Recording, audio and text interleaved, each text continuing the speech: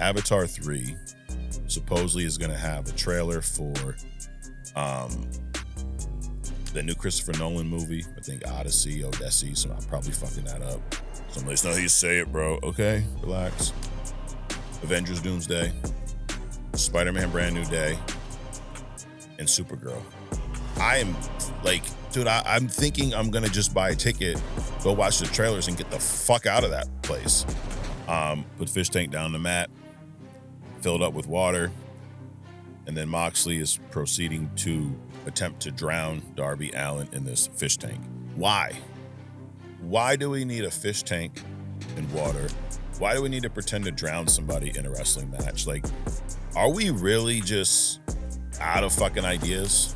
Like, we're out of ideas on how to tell a story in wrestling. It's like TikTok shows you what you want to see, and Twitter X shows you what you fucking don't want to see, and it shows you what's going to piss you the fuck off.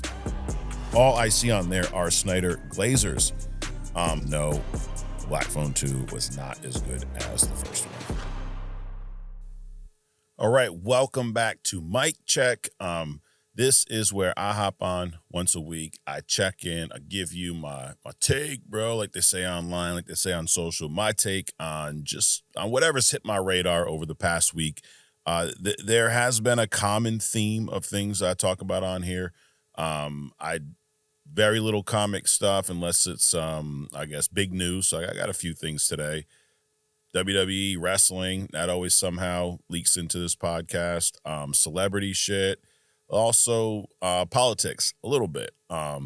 Just a little dab. I'll dabble in them, because I guess the idea behind this podcast when I started it was, I don't pay attention to everything that happens in the news, but there are some things that do bubble to, I guess, hit my radar.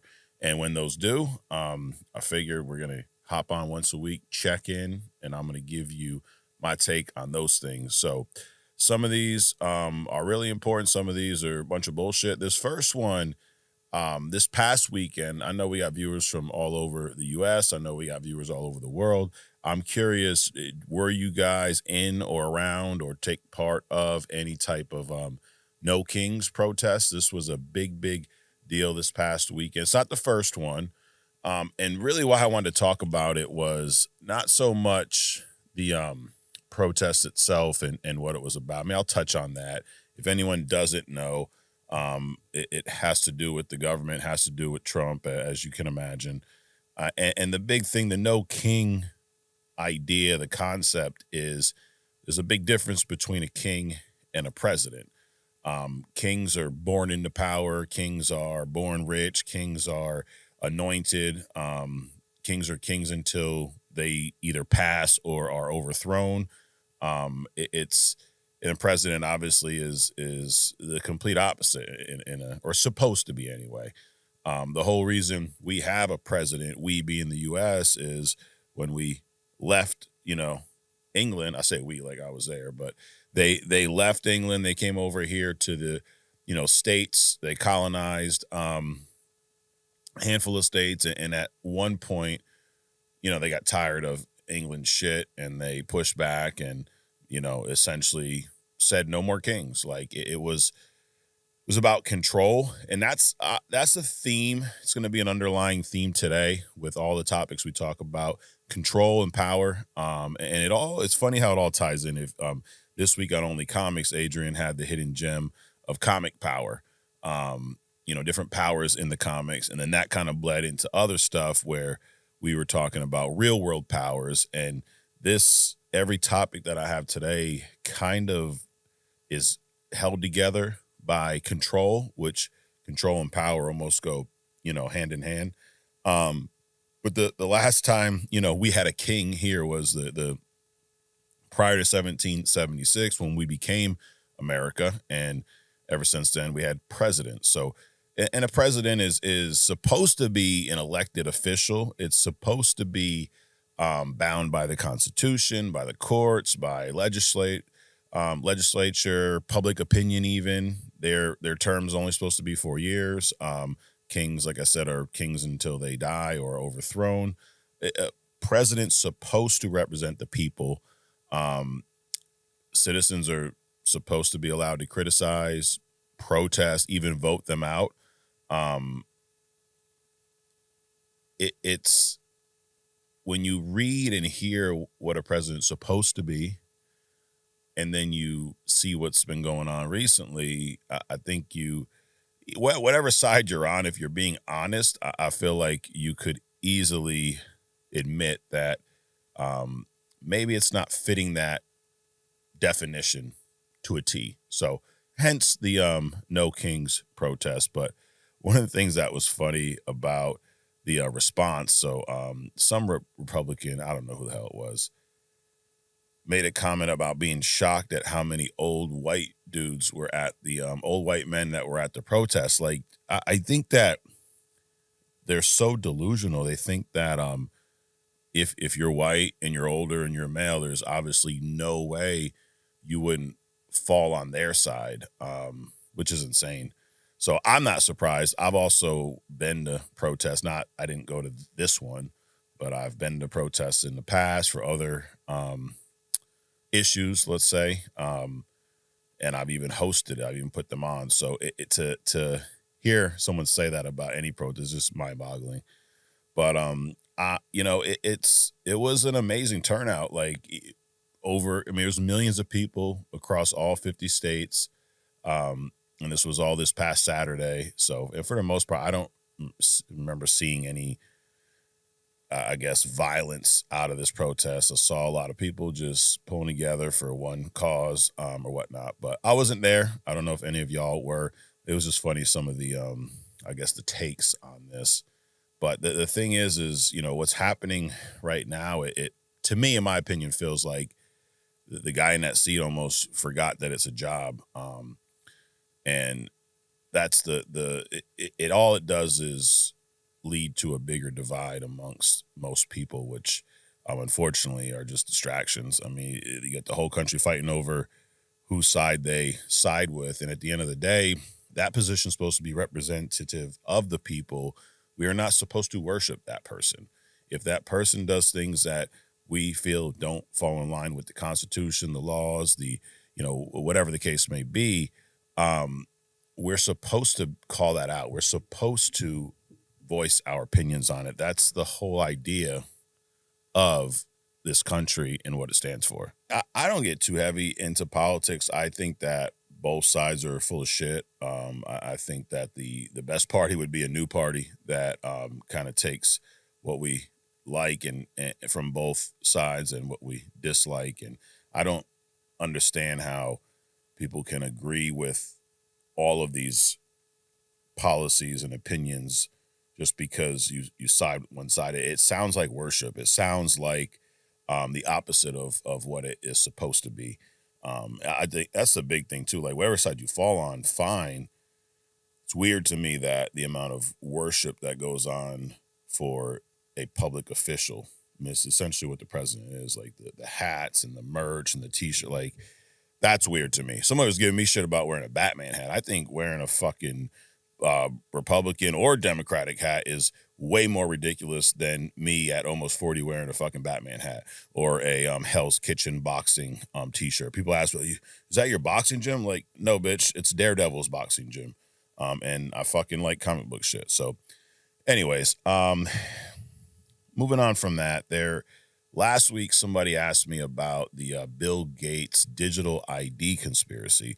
I did not know much about it at that point, so I did do kind of a deep dive. And it's funny because it does kind of fall into the idea of control, I guess, through code in a way. Now, there's a lot, when I do these deep dive, any of you have been on other stuff, you know that I'm going to do a deep dive. I'm going to find out what is fact, as much as you can find fact on the internet. I'm going to find out what the tinfoil talk is, or what all the conspiracies are about it. And I'm going to talk through it and kind of see where I stand. So I did some of that with this. And if you don't know what I'm talking about, Bill Gates is behind a big push for the global use of a virtual ID. Okay. Now, that part is true. Let's just start with, what is a virtual ID. So before we get all tinfoil crazy here, it's not a chip.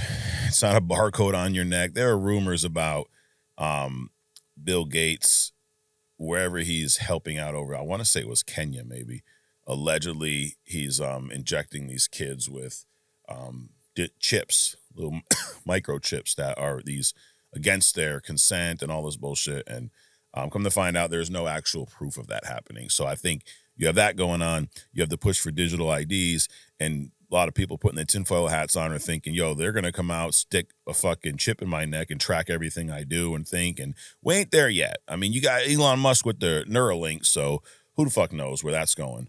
But that's not what this is. The digital ID, what it is an online version of a driver's license, passport. It's a digital profile, basically proves who you are, proves you are you, allows you to log into things, banking, healthcare apps, travel. You can vote, things like that. Instead of handing somebody, your social security card, your ID, all these different documents, everything is secure in one app, one database. So sounds convenient. There are countries, Estonia and India, already use digital IDs for almost everything. They can vote, pay taxes, sign contracts without even touching paper. Now, it's not that far-fetched when you think about where everything's going. I mean, you can unlock your device with fingerprints nowadays. There's retinal scanners, all kinds of crazy tech out there. So it's not that crazy in concept, but I think speaking of control, it boils back down to, well, who is going to control this? Who is the one that's going to hold these digital IDs? Who's going to, is it going to be Bill Gates? Is it going to be the government? Is it going to be some random company? All that's crazy. I don't know, dude. Prisons are privatized businesses. So is it really that crazy? Is that something you can trust one person, one entity with? I don't know. Is it bad? People, I think if you could go back when there was a fucking horse and carriage and ask people what they thought about a car, they would thought it was the craziest thing ever. So I don't know that, this is that insane. So he being Bill Gates is funding this program through his foundation. He's been doing that for years. On paper, it's about giving people, especially in these poor countries, proof of identity, medical records, bank access, voting rights, things like that. But online, people think that it's called surveillance with a smile. They think he's sliding microchips into babies, building databases to track everybody, and turning the world into, I guess, a big like a Microsoft freaking login screen. None of that's been proven. So the whole fact checkers pretty much demolished that chips and newborns claim. But I guess people do get a little nervous when one of the richest men in the world start talking about, global identity systems, and while he's buying up farmland and funding vaccines. And so, where there's smoke, there's fire a lot of times. But so it's not about, is Bill Gates a villain? We're talking about villains a lot this past week, but it's kind of more, I guess, how much power should one fucking nerd have over the entire planet? You look at Zuckerberg with Meta and all those.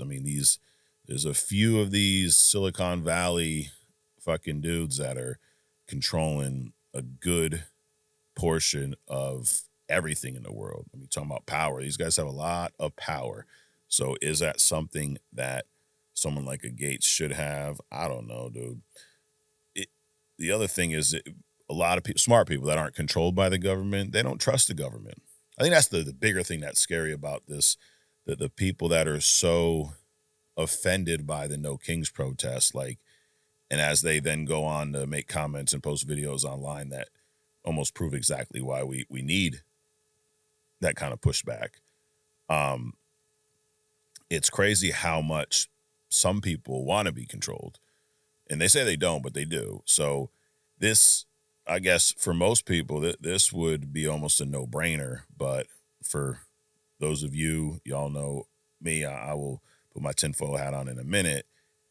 it does make me at least question some of the motives, just based off of past results on how people in these positions have misused power, right? So, all right, moving on. There's a lot of shit this week. Some stuff going on in the news about Samantha Irvin. So, you guys that are WWE fans remember her as amazing ring announcer, in my opinion. And she tweeted, she's been gone from WWE for about a year now. I guess she's pursuing her music career. I don't know how well that's going. I've seen some of her TikToks, and I listened to about 15 seconds of a song, and I was like, it's definitely not my kind of music, put it that way. And I'm not surprised that it's why it's not blowing up yet. But who knows? Maybe she'll find her sound and tweak that. I know she was a phenomenal ring announcer. I know her leaving felt somewhat abrupt.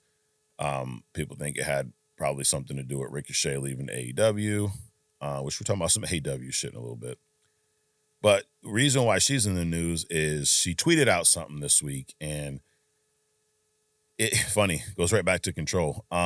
She tweeted out that she has 1 year left in her non-compete clause, hinting that, WWE had a 2-year non-compete with her, instead of their usual 90 days, which they have with a lot of wrestlers. So if you don't know, if you've never been in a contractual position, or the non-compete is simply, I agree, when I leave here, for whatever the non-compete period is, in this case it's 2 years. So we'll use Samantha's for example. I haven't seen it, so I'm just assuming. I'm assuming her non-compete said something along the lines of, for 2 years, you cannot go work for another wrestling promotion, do announcing, etc., etc. Non-compete is you can't go take your services, leave here today, tomorrow, go work at one of the competitors and do the exact same thing.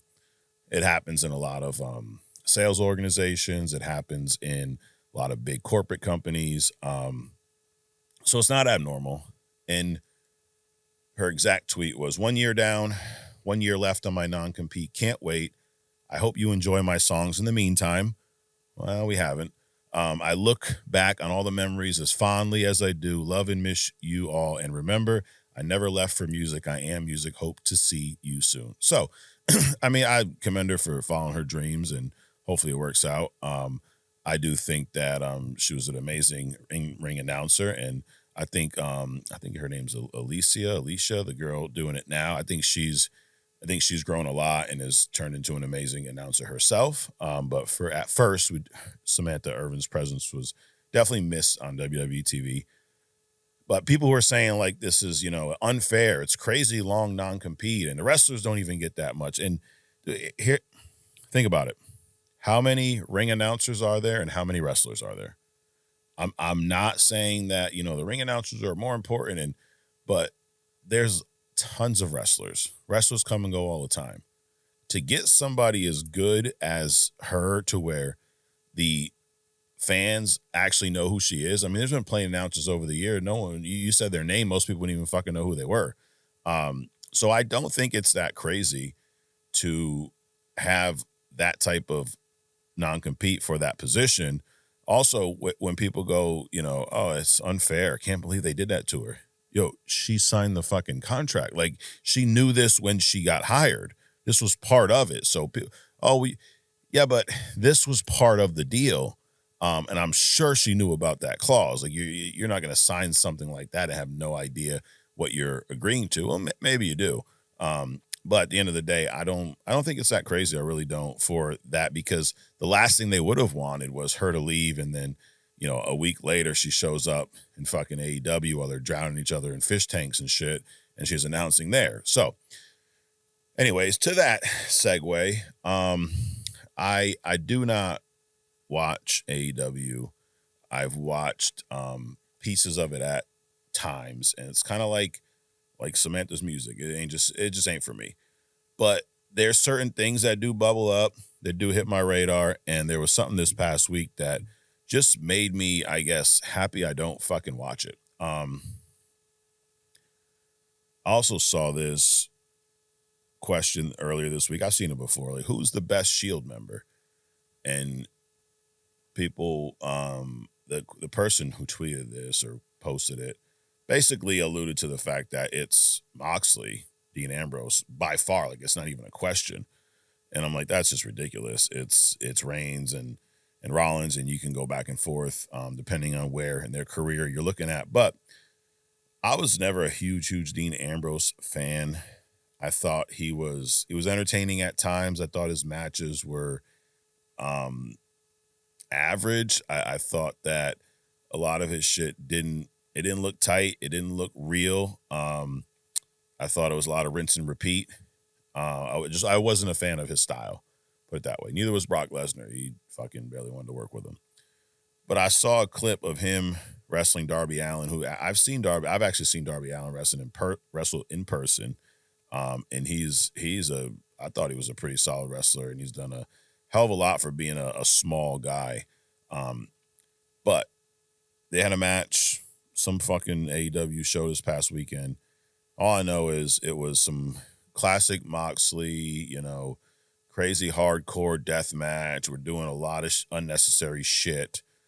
Speaking of, there was a part in the match where there's a fish tank for some reason.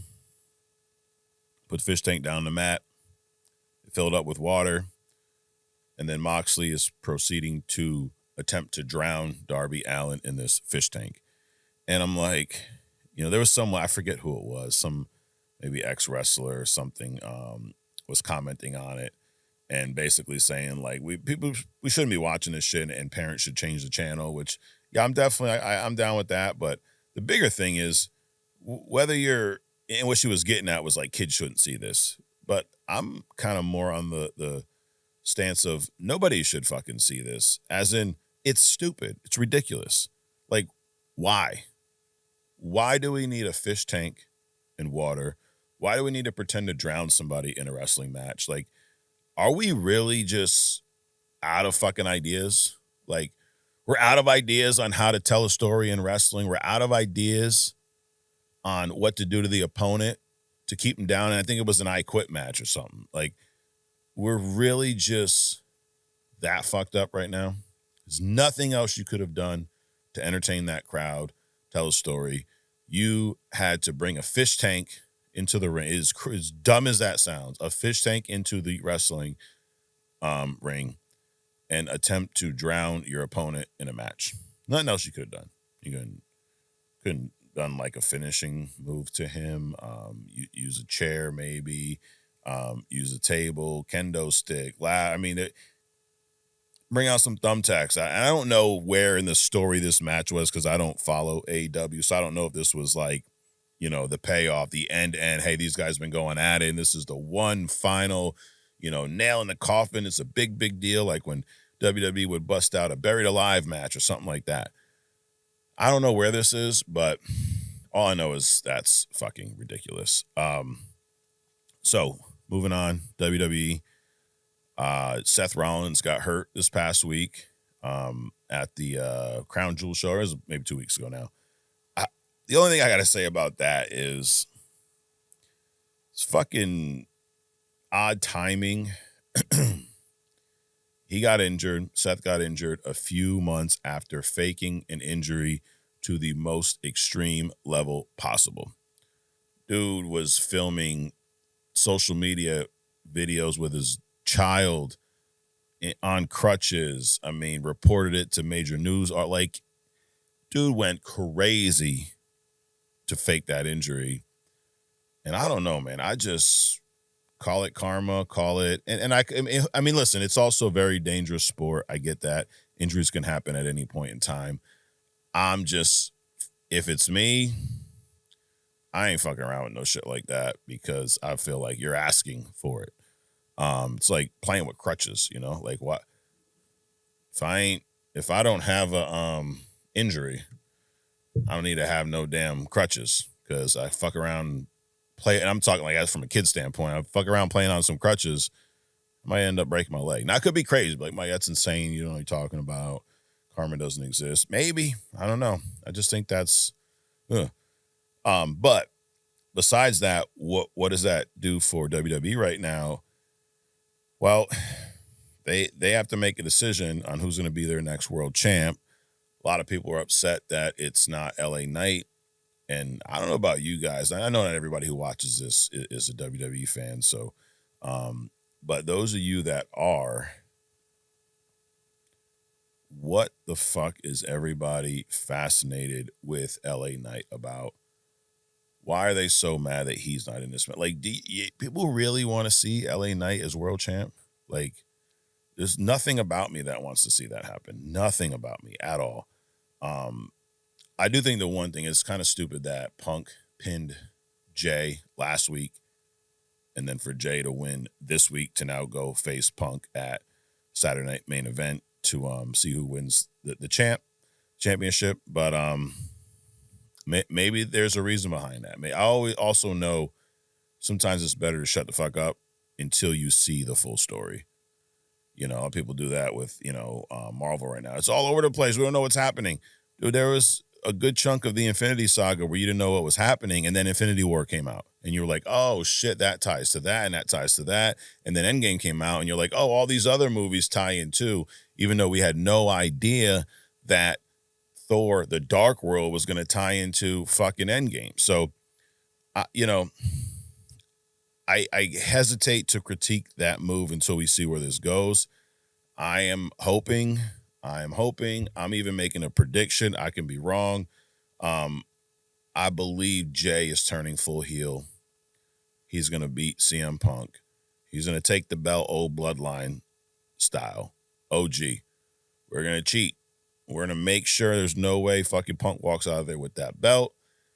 And Jay is now the new wannabe tribal chief, which is eventually going to lead to Reigns coming back. Maybe they're butting heads. Maybe I just selfishly want a full-blown Reigns heel again. So, could be. I could be wrong. Who the fuck knows? But we'll find out. Nicki Minaj. I'm a big music fan. Nicki Minaj is someone who I think, despite all the sexual songs and all that shit, I think she can actually rap. I really do. I don't think it's just the look and the appeal. But we ain't here to talk about her rapping today. She's been taking shots at Jay-Z. And I was like, I've been seeing this. I don't know if you guys seen this, but I'm like, why? Like, what is it? The fuck's going on? And Jay-Z is someone who I think it's easy for people to take shots at. People are always trying to shit on someone at the top. And Jay-Z, I mean, when he was when he was rapping, a lot of people took shots at him. And then when he became the president of Def Jam, then it opened up like a whole nother layer of shit talking, because now it's not just Jay-Z the rapper. It was Jay-Z the CEO, the president of Def Jam, the guy, in charge of, did my album get put out, or what's my budget and this and that, and how come you push this artist over that one? So in 2015, this is where the situation stems from. In 2015, Jay-Z launched Tidal. He is a relaunched Tidal. I think Tidal was out, but he kind of relaunched it. He assembled a group of bunch of high-profile artists as owners. Nicki Minaj, Beyonce, Rihanna. I'm sure Kanye was in there. There's a handful of people. These artists were reportedly granted about 3% equity in Tidal. Now, this is all reported. I don't fucking know. In 21, Tidal was sold to Block Inc., formerly Square, for close to $300 million. Okay. Nicki claims she was shortchanged in that deal. She says she only received $1 million offer for her share, her Tidal share, which was a lot less than she expected. She also alleges that based off her equity stake and the sale price, she's owed 100 to 200 million. And this is all hearsay, right? So if according to Pitchfork, the deal was for 300 million. She allegedly had 3% equity. I'm no fucking mathematician, but 3% equity of 300 million ain't 100 to 200 million. That 100 would be a third of it, and 200 would be 2/3 of it. So I don't think that was the case. So her quote was, "We've calculated about 100, 200 million so far. Hashtag Jay-Z, call me to settle this karmic debt." Okay. She went on this tirade recently about she's not putting out her album. It was supposed to be coming out, I think, in March. She's not going to do that now, basically blaming Jay-Z, yada, yada, yada. Here's some other news. The Shade Room reported that each of the artist owners, including Nicki, received around $8.9 million for their 3% stake when Tidal sold. Other people, including executive Steve Stout, claim that Nicki didn't sign the paperwork, so the agreement is she allegedly left money on the table. Okay, so the math, 3% of 300 million is actually around 9 million. So publicly claiming up to 200 million, as we say here on this channel, the math ain't mathing on that. Maybe she's talking interest. There's a hell of a lot of fucking interest, though.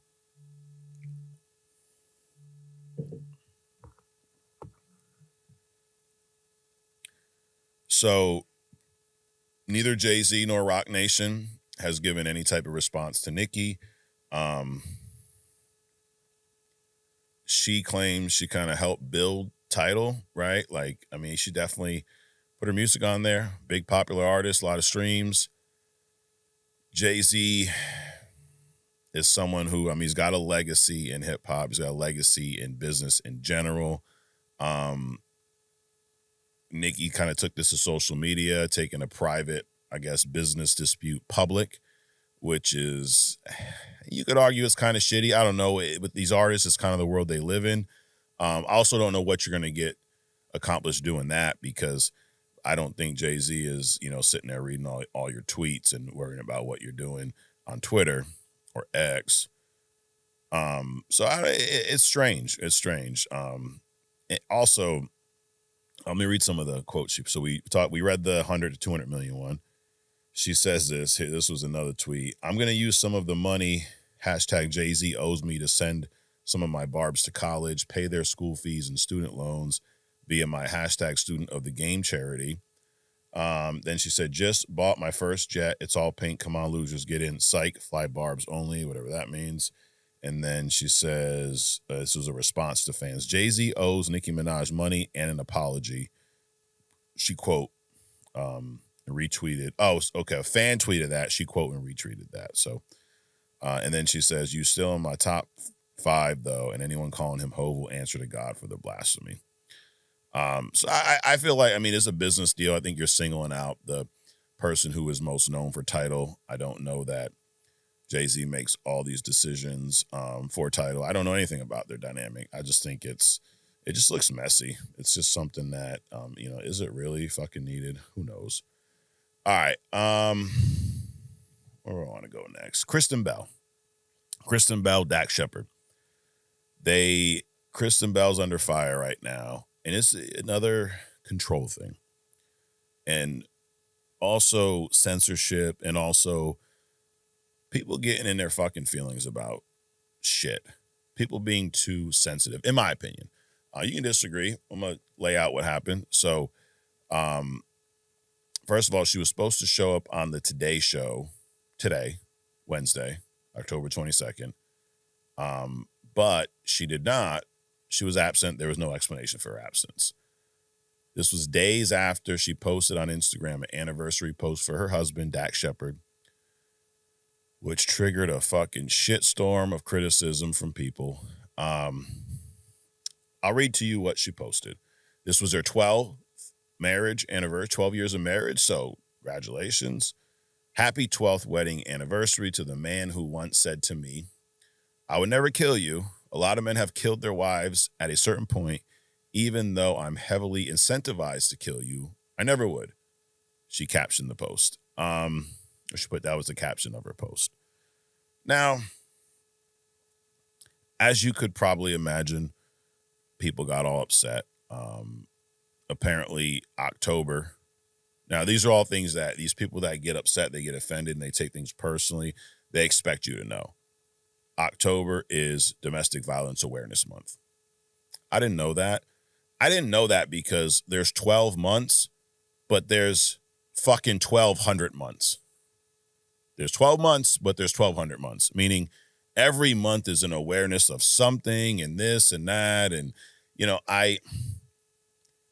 I'm not knocking or belittling anybody who has dealt or is dealing with domestic violence. I'm not saying that at all. I just come from a era of the whole sticks and stones can break my bones, but words will never hurt me type shit. Like it offends me if I allow it to offend me. We all choose what offends us. I really do believe that. So now I'm not saying you shouldn't get offended at this, but this is her message to her husband about their anniversary. And when you read through this, I don't believe any of what she said was intended to upset anyone at all. So people were saying this is tone deaf and disturbing to post this in Domestic Violence Awareness Month. There was some domestic violence advocate group. They condemned her. They told Page 6, whatever that is, there's nothing funny about jokes that trivialize trauma and pain. For now, at least, she's kind of laying low. She's even limited the comments on this post. But here's what I think. I think that's bullshit. I think that this is a message that she shared about her anniversary, about her own husband. Everybody jokes differently. Everybody who has a relationship with anyone, there's things that they do in that relationship that people may think are a little different. There's inside jokes. There's humor that you wouldn't get if you weren't part of that. And anybody who watches, if you're in a relationship, if you have kids, if you have a family, there's shit you can joke around with your kids that outsiders wouldn't understand. And I think that this is kind of where that falls. I know what he's trying to say. For those of you that don't know who Kristen Bell is, she is the voice of Frozen, not Elsa, the other one, Anna. Now, she's in a lot of other things too, but she and Dax Shepard, not Dak Prescott, Dax Shepard, he's an actor, he's a comedian. He's been in a lot of shit. He's not as famous as Kristen. So what he's getting at from I'd be incentivized is you got a lot more fucking money than me type shit. It's a joke. It's a fucking joke. He said, I would never kill you. A lot of men have killed their wives at a certain point, even though I'm heavily incentivized to. And she put this out because it's a fucking joke. It was his way of telling her in a funny way, he's a comedian, by the way, how much he loves her. And that offends a bunch of people because you didn't check to see that it was Domestic Violence Awareness Month when you said that, bro. You're so fucking tone deaf. Oh my God. Hey, how about you shut the fuck up? How about that? How about you stop being so goddamn offended at everything? Stop choosing to be offended. How about that? Imagine that. Imagine if you just chose to not be offended. So I don't have an issue with that. What she said. And I think it's bullshit that she went and fucking hide. She should have showed up to the fucking Today Show. That's the problem nowadays is it's control. It's a level of control because you're in the public eye. We care so much about public opinion. And I get you probably shouldn't be saying that on a podcast because the idea is to get views and shit. Yeah, but you know what? I don't want views from people that like my shit. I don't want to change my shit to get views. I just want to get on and tell you what I think, how I feel. If you like it, you like it. If you don't, you don't. If you don't, why would you watch it? And if you like it, fucking drop me a comment. So, we're talking a little bit about some comic stuff today. One little rumor about Hulk and Spider-Man Brand New Day. Also, I saw this Avatar 3 supposedly is going to have a trailer for the new Christopher Nolan movie. I think Odyssey, so I'm probably fucking that up. Somebody's not how you say it, bro. Okay, relax.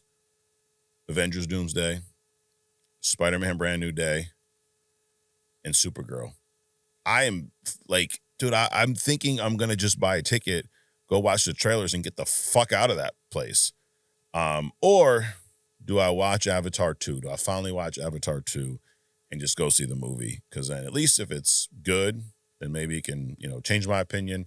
And if it sucks, I guess I can just come here and shit all over it. So maybe I'll do that. But Spider-Man, Brand New Day. The latest rumor is, let me back up.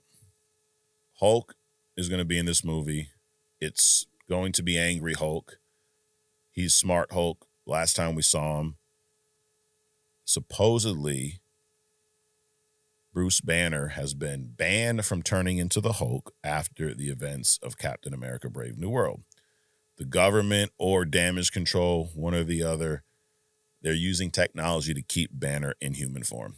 Control again. Control's a fucking theme today. So we'll definitely talk more about that on Only Comics.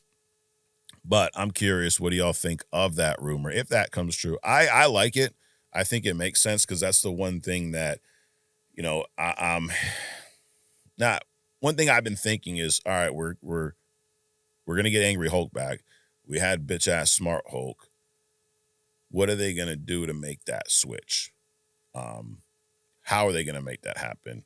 And this one, I mean, I could see whatever tech they're using, keeping them in Banner form, maybe backfires, maybe causes some issue. Maybe he does separate that Hulk from Banner again, and then something happens. I mean, there's so much shit they can do, but I could see it go. I could see it have to do, the technology, damage control, or the government do something, fuck it up, and then actually trigger the Hulk. So I don't. If any of y'all are on Twitter, check me out. I've been trying to build that up. Been on there a lot more. It's at Only Mike Sizer. I've been on Twitter, and so the two social media platforms I use are TikTok and Twitter. I'm a big fan of TikTok's algorithm. I would assume a lot of you guys watching are on TikTok. Most of our YouTube audience, I'll say more, probably a good percentage of our YouTube audience came from TikTok first. I'm a little nervous as to what the U.S. government's doing with TikTok, but I really enjoy the TikTok algorithm for the most part. I think it does a good job of giving you entertaining content. Like it knows what you're going to like and watch for the most part. Twitter's a whole different fucking animal, dude. I've been on there, and every day I get on there this week, all I see are motherfucking Snyderglazers in that bitch. Non-fucking stop. It's like TikTok shows you what you want to see, and Twitter X shows you what you fucking don't want to see, and it shows you what's going to piss you the fuck off. All I see on there are Snyderglazers. But I wanted to give, because I talk a lot of shit about the Snyderverse because of the Snyderglazers. I feel like I almost have to, I'm on a mission. I'm out there to try to bring them down a few notches because they're glazing too much. But my true, honest opinion of the Snyderverse, it is overrated. I am glad it's over. Was it all bad? No, not at all. I didn't like the movie Man of Steel. I didn't like the fact that they rushed everything, meaning they rushed to get to Justice League. They put, as they say, the cart before the horse. But there was some cool shit. Cavill as Superman was great. He was great. Ben Affleck as Batman looked the part. It's hard to say he was great because it was such shit writing, but he was really good. Ezra Miller's Flash, I wasn't a fan of even before the fact that he was such a big fucking asshole came out.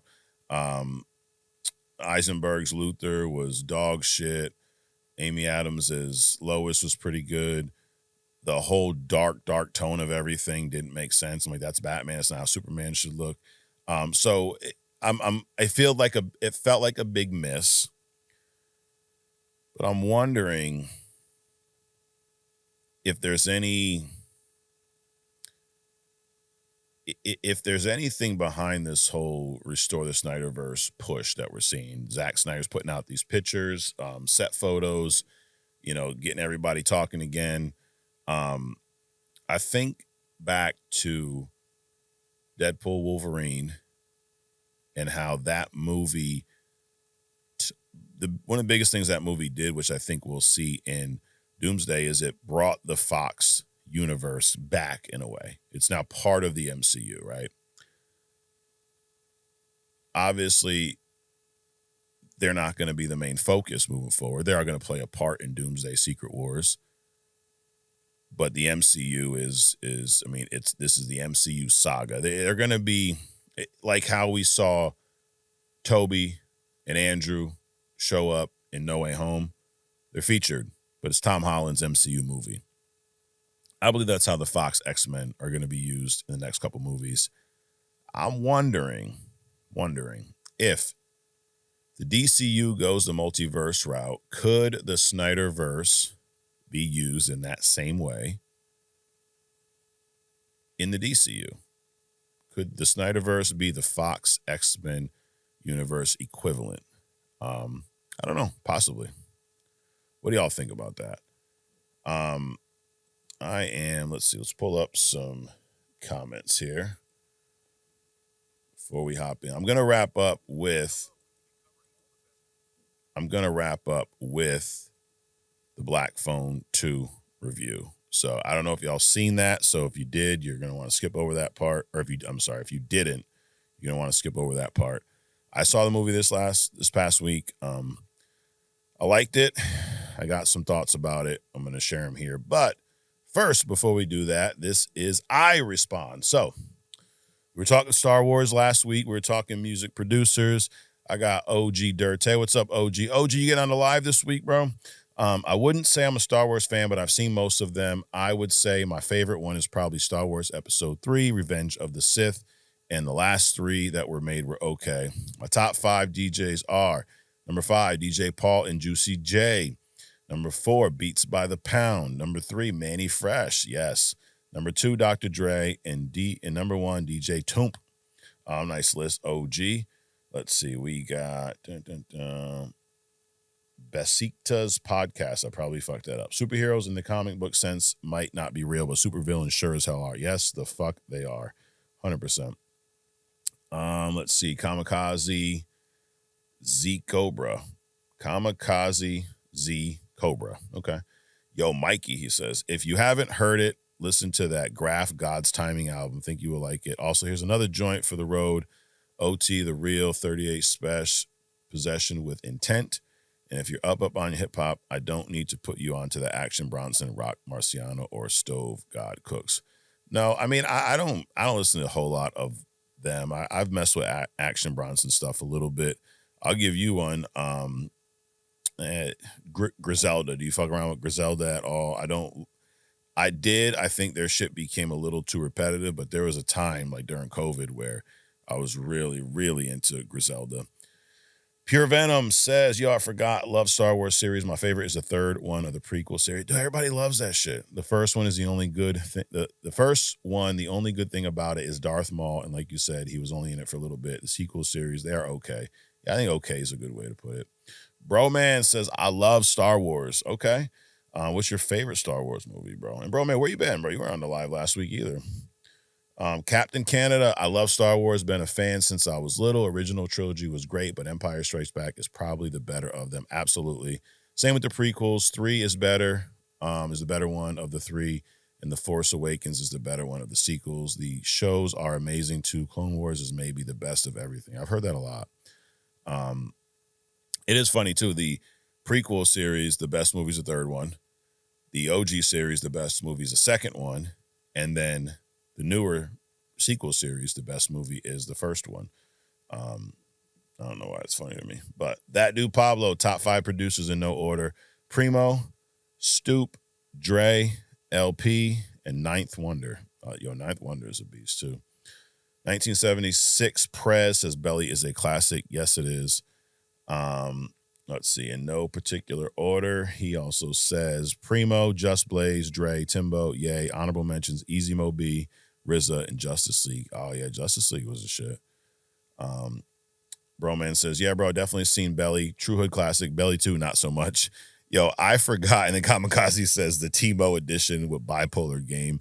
I forgot all about Belly 2 until Broman mentioned it. Let's see what else we got. OG Dirte. You were the one that asked about Bill Gates digital IDs. Sounds like the Minority Report. I saw the story on Eddie Griffin YouTube channel and fact checked it. They used it in Vietnam and took 86 mil from people's bank account. I got to look that part up. That's crazy. Pure Venom also says, yo, AWOB, loving the new podcast. Appreciate that. Missed last week's, but I'm all caught up. I don't smoke anymore because of my job. When I did, I was in the blunts. When I went back, I'd be in the joints too. Too old for that blunt. Absolutely. Top 5 producers: Timbo, Dre, Swiss Beats, RZA, and Kanye, all before the BS. Yeah, Swiss Beats is great too. On the Young Republicans, fuck them. They know what they're saying and what they said. This is what the government gives power to racism. There is a difference between racism and making jokes. Like Chappelle said, it's all about the execution and the delivery behind the joke. Some people say that shit and you know what they mean. Yeah, absolutely. And also, it's weird when there's a bunch of young fucking white dudes in chats making these jokes. It's when you grew up where I grew up and everybody, it's a big melting pot. You're going to have a lot of these racial jokes back and forth in some settings amongst people that are actually friends, where no one gets offended. And that's different than what these guys are doing. That's completely different. The Captain Canada go, Jays go. Well, they won again, bro. So good luck to the Jays. Matter of fact, fuck the Jays now. Bro Man also says, bro, I swear to God, I almost shed a tear when Braun turned on Seth. The vision was getting stale to me. I think he should go back to his real name, Rex Steiner, which to me sounds more badass. Yeah, I'm. That's one thing that confuses the shit out of me. You had the Steiners, you had Rick, you had Scott Steiner. Scott Steiner had a bigger, longer career. They're phenomenal tag teams. They're very well known. Big Papa Pump, Scott Steiner is a fucking well-known name in wrestling. You got this kid. You're not going to hide the fact that he's related to these two. Rick's his dad, Scott's his uncle. Why the fuck is he not using the Steiner name? Why is he out there being called Braun Breaker? Bro, you had Braun Strowman, you got Big Bronson Reed. Like, it sounds like a generic version of Brock Lesnar. Braun Breaker. Like, what? Yeah, that's definitely fucking ridiculous. So, anyways, that is I Respond. Next up, last piece, The Black Phone 2. We were talking about horror movies. Tis the season. I seen the first one, really liked the first one. Went to see the second one. I liked the second one. At first, I didn't know what to think at first, honestly. It's different in a good way. It's more horror than the first one, in my opinion. The first one, it's a horror movie, but it feels more of like a thriller. This one, more horror. I think it pays homage to a lot of classic horror films, to the point where some people have even said this was their critique of the movie was that it follows some of them a little too closely, but I didn't feel that way. You see elements of Nightmare on Elm Street in this a lot. You see some Friday the 13th. You see a lot of these 80s, 90s type of horror elements. The kids, both great actors. The girl who plays the sister, I forget her name, and then Mason Thames, who plays Finney. Great actors. It ties into the first movie really well. A lot of stuff from that first movie that you don't think really matters kind of drives a good chunk of this story. It's a much different type of movie, though. It's not it's not a rehash of the first one. So if you're like, oh, I just want another Black Phone, that's not what this is. It's a whole new movie. Finn, the character Finn, has matured a lot. Takes place 3 years after the first movie. He's no longer some nerd getting his shit kicked out of him. He's now a kid who's dealing with some PTSD. He's got some anger issues. He's smoking weed every chance he gets. He's getting into fights purposely, kicking his shit out of kids in school to, I guess, make a point. It's a different movie. I think the setting's really cool. They end up in a camp on a lake somewhere. There's a blizzard. They can't leave. The ice, the snow, the mountains, the frozen lake, all that shit. Really, really good aesthetics.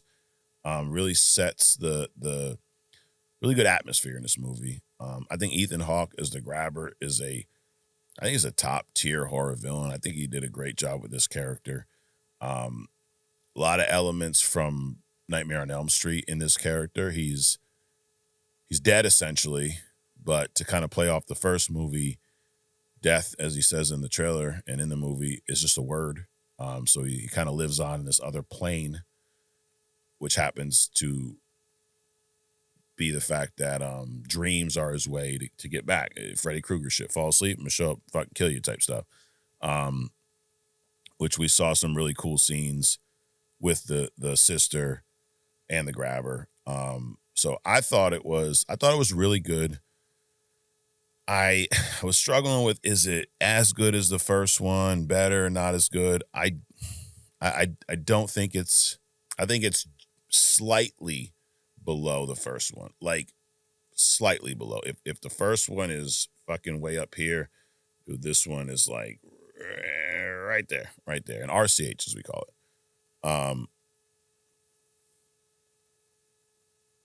It's got me emotional. I'm over here crying. Not. So yeah, it was not as good, but pretty damn good. So I do recommend this movie if you like the first one. Last thing we're going to do before we end this, I am going to play a game with myself. I like that. What the fuck? Rotten Tomatoes, critics versus audience, The Black Phone 2. This movie came out this past week. I like the first one. The second one here, the critic score, I'm going to give you, and then I'm going to give you the audience score. There is a 11-point difference between these scores. And I'm going to let you know which one I think is closer to the actual score of this movie, in my opinion. So, The Black Phone 2, from a critic standpoint, based off of 143 reviews. And yes, before you ask me, I know how Rotten Tomatoes creates their scores. I fucking know how. I know how. So, I know. They fucking source reviews. They pull a bunch of reviews. In this case, 143 reviews. And of those 143, 73% of them were positive reviews. Now, flip side, popcorn meter. This is the audience. Over 1,000 verified ratings. These are from people that can prove that they saw the movie with a ticket, a purchased ticket for the movie. That score is 84%. So, do I think that the critics got it right or the audience? I'm going to go with the critics on this one. It was a good movie. It wasn't the best movie ever. It was not an 84. It wasn't. So, and I'm equating that, if we're using a scale of 10, it's not an 8.4 out of 10. It's more, the closer to the real score, I'd say 7.5. So 73%. I think that's fair. I think it's worth a watch. I think that the Grabber is now moved up in the ranking for Halloween villains, horror movie villains, not fucking Halloween. So I do think it's worth a watch. Do I think we'll get a third one? I mean, probably. This movie did big numbers. It did numbers at the box office. Actually, let me check real time. All right, so the box office numbers for The Black Phone 2. Domestically, the domestic opening was 27 million. As of today, as of Wednesday, it's at 32 million. Internationally, pulled in another 15, so it's at 47 million so far in just under a week. So pretty good box office number, and I believe the budget for this movie was like 18 million. I also really like the I guess the Super 8 style footage, the old retro footage, the way the filter, the screen changed when we knew that they were in a dream state. It was cool. So it did a good job. Some good jump scares, good story, pretty solid acting. And the ending wasn't bad. I feel like a lot of times with movies like this, they don't know how to end them. And but overall, definitely worth a watch. But no, The Black Phone 2 was not as good as the first one. So anyway, that is the show this week. I do appreciate all of y'all checking us out. This has been a lot of fun. Mic check every Wednesday. We got shit. What else we got going on this week? Tomorrow, episode 3 of the History Unmasked series that will be dropped on YouTube. Friday, we got the live. I don't know what time. Just look out. I got trunk or treat with my kids. So when I get back and late, so it'll probably be a little later than usual. We had 2 lives Friday because I had to run out to do some shit. So I had a lot of fun on those. There's really no structure to those. Show up, let's talk shit, ask questions, give me your takes. I'll put people up on the squares, whatever the fuck. So we got that. And then, as you know, Sunday or Monday, only comics. Tuesday, other stuff for the members, the interns. Shout out to the interns that are watching this. Every Wednesday, mic check. So that is your mic check. Final thoughts today. I feel like Jerry Springer, my final thoughts. Control. Control is something, it's not a good thing. I don't think it's ever really a good thing. We as people need to keep our power. We should question the throne. Don't let anybody script your story but you. We'll see you next week right here on Mic Check.